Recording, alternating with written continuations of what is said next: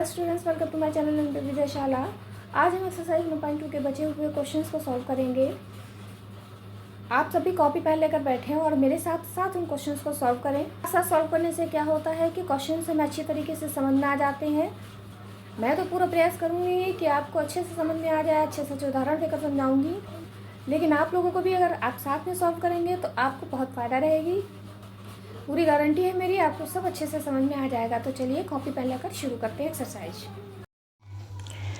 Question number 4, HCF दिया गया है हमें दो संख्याओं का 306 और 657 का 9, और हमसे ये कहा गया है कि हमें इन्हीं दोनों संख्याओं का यानी 306 और 657 का एलसीएम ज्ञात करना है।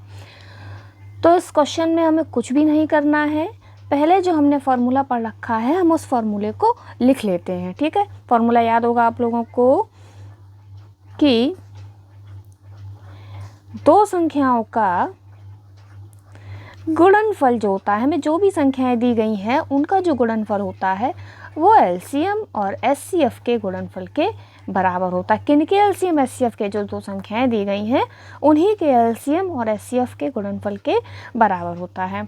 इतनी बात हम लोग पहले ही पढ़ चुके हैं। तो बस हमें क्या करना है, हमें जल्दी से यहाँ पर वैल्यू पुट कर देनी है। तो एचसीएफ जो है हमें किन दो संख्याओं का दिया गया है, संख्याएं हमारी 306 और 657, और एलसीएम तो भाई हमें पता नहीं है, यही तो हमें पता करना है। और एचसीएफ हमें दे दिया गया है 9। बस कुछ नहीं करना है, केवल इसको सॉल्व करना है। और बच्चों जैसे ही सॉल्व करेंगे उत्तर हमारे सामने हाजिर हो जाएगा। तो 306 और 657 अपनी जगह पर नॉर्मल सी सॉल्विंग है, जो क्रॉस मल्टीप्लाई हमने छोटी क्लासों में सीख रखा है। और ये 9 जो है ये आ जाएंगे भाग में। 9 कट जाएगा, सॉरी 306 कट जाएगा, काटें 9 3 27, बचे 3, 9 चौक 36। अब हम 657 में 34 का करेंगे गुणा, रफ में करते हैं। ये 34 का पहाड़ा तो हमें आता नहीं है, एक एक करके करेंगे। 4 7 28, 4 5 20 और 2 22, 4 6 24 और 2 26, 3 7 21, 3 5 15, 16 17, 3 6 18 और 1 19, 8 3 6 6 12, 1 13, 9 1 10, 2 12, 1 1 2। तो उत्तर आ गया है 2 2 3 3 8। यही होगा हमारा एलसीएम। That's all. अब बढ़ते हैं नेक्स्ट क्वेश्चन की तरफ। ये क्वेश्चन आप लोगों को समझ में आ गया होगा, इसमें कुछ भी नहीं था। क्वेश्चन नंबर 5 क्या कह रहा है कि जांच कीजिए कि किसी प्राकृतिक संख्या n के लिए 6 की घात n अंक 0 पर समाप्त हो सकती है। क्या ये संभव है या नहीं संभव है, इस चीज़ की हमें जांच करनी है। पढ़ने में बहुत घूमा घूमा सा क्वेश्चन है, ऐसा लग रहा है कि पता नहीं इसमें क्या पूछ दिया गया है, लेकिन इसमें कुछ भी नहीं है, बस एक लॉजिक है। तो सबसे पहले मैं कुछ समझाना चाहूँगी, उसे समझिए। ये कहा गया है कि 6 की घात n के लिए, यानी 6 की घात 1 2 3 4 5 जितनी भी हो, क्या ये संभव है कि जो भी उत्तर हमें प्राप्त होगा उसका लास्ट वाला अंक जो है वो 0 होगा, यानी इकाई वाला कह सकते हैं कि 0 होगा। अब ध्यान देने की बात ये है कि कोई भी अभाज्य गुणनखंड होंगे तो उनका अंतिम अंक 0 तभी होता है जब उसमें गुणनखंड में 2 गुणे 5 कहीं ना कहीं, चाहे कितने भी गुणनखंड हों, उसके 5 10 20 25 जितने भी गुणनखंड हों, 2 4 6, अगर एक भी जगह पर 2 गुणे 5 होगा तो ये संभव है कि अंतिम अंक 0 हो। लेकिन अगर कोई गुणनखंड 2 गुणे 5 में नहीं होगा तो किसी भी कंडीशन में जो है हमारा अंतिम अंक 0 नहीं होगा, क्योंकि हमें यहाँ पर दिया गया है 6 की घात n, यानी 6 के जो गुणनखंड हैं वो तो होंगे 2 गुणे 3।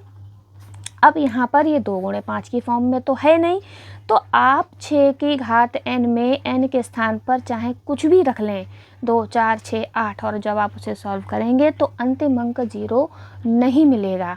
कुछ हम करके भी दिखा देते हैं। मान लीजिए इनके स्थान पर 2 रखेंगे तो 6 गुणे 6 यानी 36, नहीं आया अंतिम अंक 0, ये तो 6 आ गया।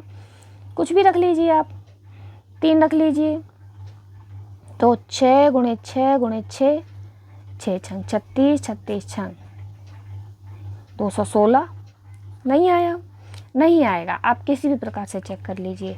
तो कहने का मतलब ये है कि जब तक कोई गुणनखंड हमें 2 गुणे 5 की फॉर्म में नहीं होगा, किसी भी संख्या का हो, तो वहाँ पर अंतिम अंक 0 नहीं आ सकता। तो बस इसमें कुछ नहीं करना है, केवल थोड़ा सा लिखना है और अपनी बात को स्पष्ट कर देना है।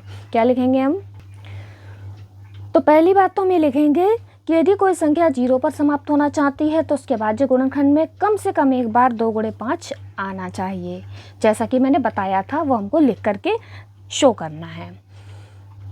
उसके बाद में हम ये लिखेंगे कि भाई जब हम 6 के गुणनखंड करते हैं तो वो तो 2 गुणे 3 आते हैं, यानी 2 गुणे 5 की फॉर्म में तो यहाँ पर कोई गुणनखंड आ नहीं रहा है। तो लिखेंगे जब हम 6 के गुणनखंड किए तो 2 गुणे 3 की फॉर्म में है, यानी कि 6 का अभाज्य गुणनखंड 6 का अभाज्य गुणनखंड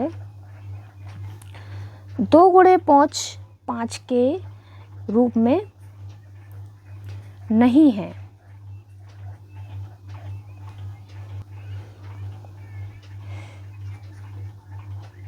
अतः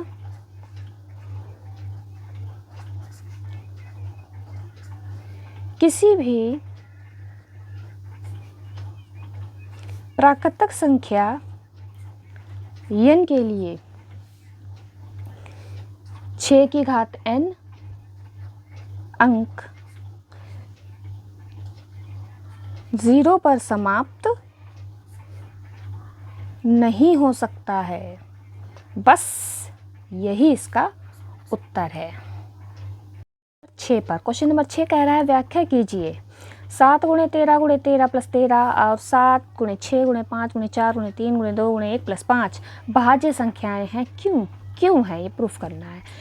तो इसके लिए हमें सबसे पहले ये पता होना चाहिए कि आखिर भाज्य संख्याएं होती क्या हैं। पता है तो अच्छी बात है, नहीं पता है तो मैं बताती हूँ। कोई भी संख्या जो 1 के पहाड़े में आए, खुद के पहाड़े में आए और किसी अन्य संख्या के पहाड़े में आए, यानी कि कम से कम उसके 3 गुणनखंड हो, तो वो संख्या भाज्य होगी, अन्यथा वो भाज्य नहीं होगी। जैसे कि अगर हम लिखते हैं 5, ठीक है, तो 5 1 के पहाड़े में आएगा, खुद के पहाड़े में आएगा और किसी के पहाड़े में नहीं आएगा। तो 5 को तो हम कहेंगे अभाज्य। क्यों? क्योंकि इसके 2 गुणनखंड हुए हैं, 2 से ज़्यादा नहीं हो रहे हैं। इसी के स्थान पर अगर हम ले लें 26, तो ये 2 के पहाड़े में भी आएगा और 1 के पहाड़े में तो आएगा ही आएगा और साथ में 13 के पहाड़े में भी आएगा और खुद के पहाड़े में भी आएगा।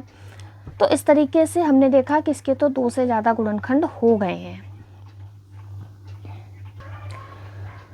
तो जो 26 है वो भाज्य संख्या हो गई।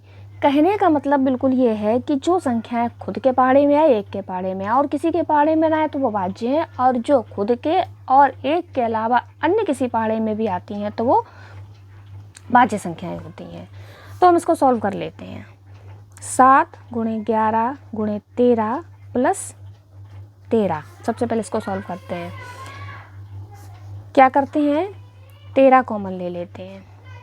7 गुणे 11 प्लस 1 यानी कि हो गए 13, 77 प्लस 1 यानी 13 गुणे 78। इतना हो गया।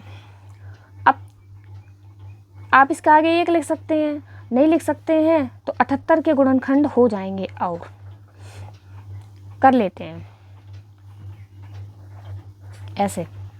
पिछले अध्याय में जैसे पिछले वीडियो में जैसे आपने सिखाया था, 2 3 6 2 9 18 3 एकम 3 3 तिरका 9 13 एकम 13 यानी 2 गुणे 3 गुणे 13 गुणे 1। इस तरीके से देखिए। तो हमने क्या देखा कि जो हमें क्वेश्चन की फॉर्म दी गई थी, इसके जो गुणनखंड हुए हैं वो 2 से ज़्यादा हैं, यानी कि हम ये कह सकते हैं कि ये भाज्य है।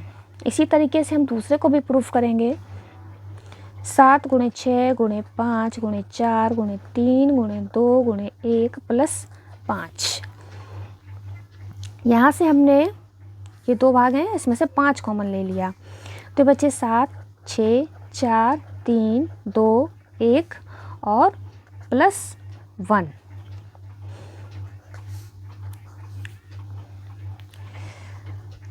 यानी कि ये हो गए हमारे, इन सबका गुणा करेंगे, 7 छंग 42, 42, 3 3 दूनी 6, 3 चौक 12, 126, 4 4 छंग 24, 4 दूनी 8, 1 9, 4 एकम 4 और दूनी 2 चौक 8, 2 में 18, 2 चौक 8, 2 10। ये आ गए 1008, 1008 प्लस 1, यानी कि 5 गुणे 1009। तो 5 होते का भाज्य संख्या हो गई 1009 और इसके साथ में ये 1 के पहाड़े में भी आई। चाहो तो आप पहले वाले सॉल्विंग की तरह 1009 के गुणनखंड करके देख सकते हैं, नहीं तो ये तो हमें पता ही है कि हमें 2 से ज़्यादा गुणनखंड मिल गए हैं, तो इसका मतलब है कि ये संख्याएं भी जो है भाज्य हैं। तो यहाँ से हमने प्रूफ कर दिया कि जो क्वेश्चन दिया गया था कि व्याख्या कीजिए संख्याएं भाज्य क्यों है, तो हमने सॉल्व करके पूरा प्रूफ कर दिया है कि हाँ ये भाज्य हैं क्योंकि इनके 2 से अधिक गुणनखंड हमें प्राप्त हो रहे हैं। आज की क्लास का लास्ट क्वेश्चन और इस एक्सरसाइज का भी लास्ट क्वेश्चन। किसी खेल के मैदान के चारों ओर वृत्ताकार पथ है। इस मैदान का एक चक्कर लगाने में सोनिया को 18 मिनट लगते हैं और रवि को सेम चक्कर लगाने में 12 मिनट लगते हैं। मान लो दोनों एक ही स्थान पर एक ही समय पर चलना प्रारंभ करके एक ही दिशा में चलते हैं, तो कितने समय बाद वे प्रारंभिक स्थान पर मिलेंगे। इस प्रकार के प्रश्न भी आप लोगों ने छोटे क्लासेस में सॉल्व किए होंगे कि एक वृत्ताकार पथ है जिस पर सोनिया और रवि दोनों एक ही स्थान पर अब एक ही समय पर चलना प्रारंभ करते हैं। सोनिया जो है इसका एक राउंड लगाने में 18 मिनट लगाती है और रवि जो है वो 12 मिनट लगाता है। ठीक है, अब ये बताना है कि कितने टाइम बाद दोनों एक ही स्थान पर मिलेंगे, यानी कि जहाँ से शुरू किया था वहीं पर वापस मिल जाएंगे। तो इस प्रकार के क्वेश्चन को समझने के लिए ज़्यादा नहीं दिमाग लगाते, सीधे सीधे हमें इसका एलसीएम निकालना होता है। एलसीएम निकालने की 2 विधियाँ होती हैं, हम जो विधि अभी तक लगाते हैं वही विधि लगाएंगे। तो हमारे पास संख्याएं क्या हैं, तो 18 और 12 दोनों के बाद गुणनखंड करते हैं। 2 में 18, 3 त्रिकाण 9, 3 एकम 3, 2 छंग 12, 2 तियाँ 6, 3 एकम 3। क्या बताया था एलसीएम निकालने के लिए मैंने कि जो कॉमन है वो एक बार लिखते हैं, ये कॉमन, और जो नहीं है वो जितनी बार है उतनी बार लिख लेते हैं। तो हो गया 2 तियाँ 6, दूनी 12, 12 तियाँ 36 मिनट, यानी कि 36 मिनट बाद जो है वो दोनों पुनः प्रारंभिक स्थान पर मिल जाएंगे। अब यहीं से हमारी ये एक्सरसाइज समाप्त होती है। इसके बाद हम नेक्स्ट वीडियो में नेक्स्ट एक्सरसाइज के साथ हाजिर होंगे। आपको अच्छा लगा वीडियो तो चैनल को सब्सक्राइब करना बिल्कुल भी ना भूलें। वीडियो को लाइक करें, शेयर करें। Thank you so much.